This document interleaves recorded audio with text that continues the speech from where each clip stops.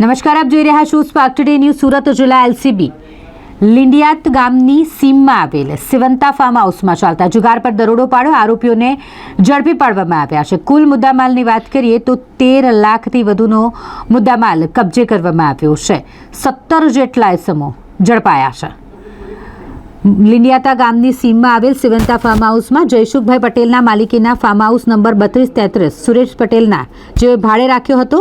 અને આ ફાર્મ હાઉસમાં વિનોદ હરિભાઈ પટેલના કહેવા મુજબ બહારથી માણસો બોલાવીને પૈસા વડે ગંજી પાનાનો હારજીતનો જુગાર ચાલી રહ્યો હોય તેવી ચોક્કસ બાતમી જિલ્લા એલસીબીની ટીમને મળી હતી અને જેના આધારે તેઓએ રેડ કરી અને રેડ કરતા જ 17 જેટલા ઇસમો જુગાર રમતા ઝડપાયા હતા. તમામને ઝડપી પાડી તેમની પાસેથી તમામ મુદ્દામાલ કબજે કરવામાં આવ્યો છે.